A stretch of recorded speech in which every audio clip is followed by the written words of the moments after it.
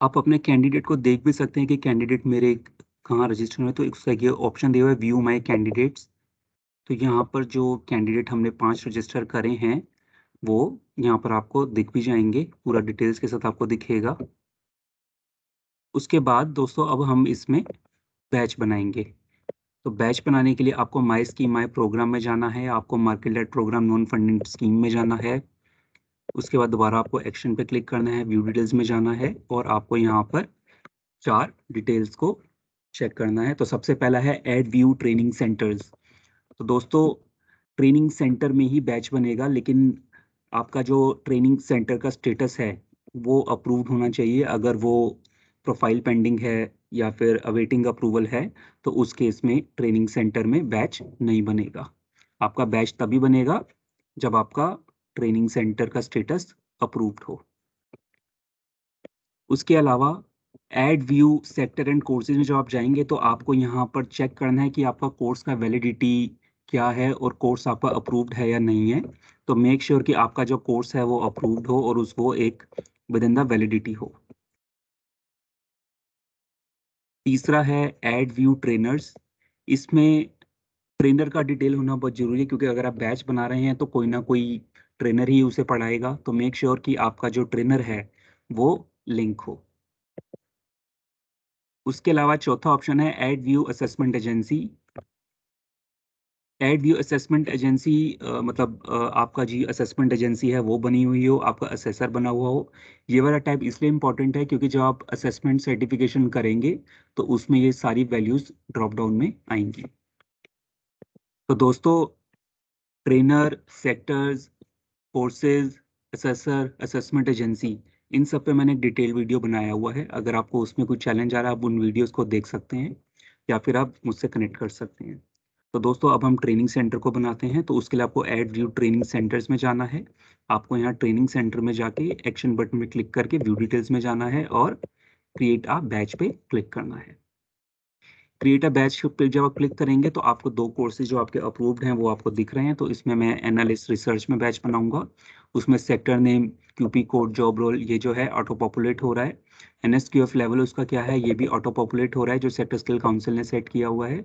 उसके अलावा training hours per day, तो डेमो दिखाने के लिए मैं आपको इसमें 8 घंटे सेट कर लेता हूँ और इसका स्टार्ट टाइम जो है फॉर एग्जाम्पल सुबह 8 बजे से सेट कर लेते हैं। तो ये 4 PM है और बस आपको यहाँ ऐड पे क्लिक करना है। तो 8 AM से 4 PM पे आपका बैच बन जाएगा।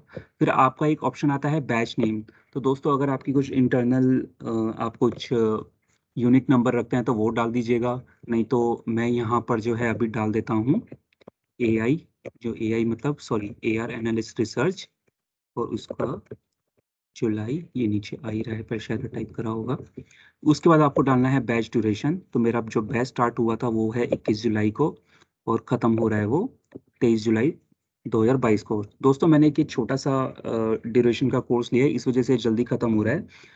दोस्तों बैच ड्यूरेशन में आपको एक चीज़ इसमें बताना चाहूँगा कि इसमें एक वैलिडेशन लगा हुआ है कि आप सिर्फ करंट डेट से 90 डेज पीछे ही बैच बना सकते हैं।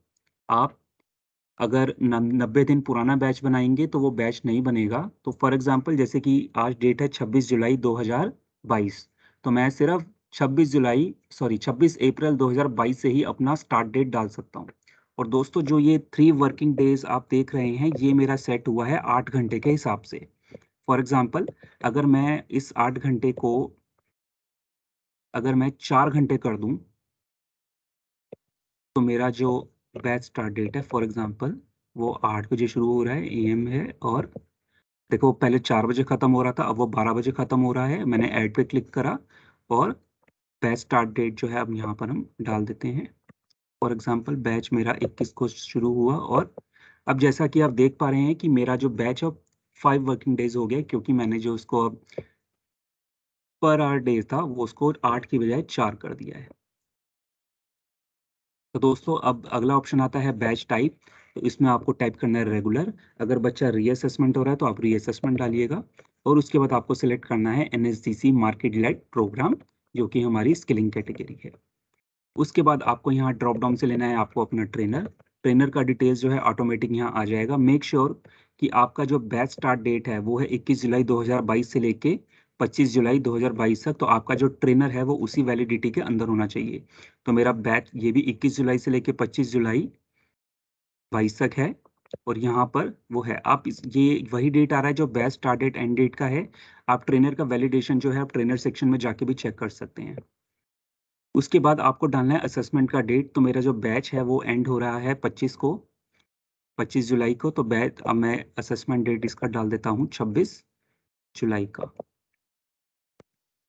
26 जुलाई को ही खत्म कर रहा हूँ। अगर आपके कैंडिडेट्स बहुत ज़्यादा हैं, एक दिन में असेसमेंट नहीं हो पा रहा है, तो आप असेसमेंट का जो एंड डेट है उसी तरीके से डालिएगा। उसके बाद ऑप्शन आता है असेसमेंट मोड का।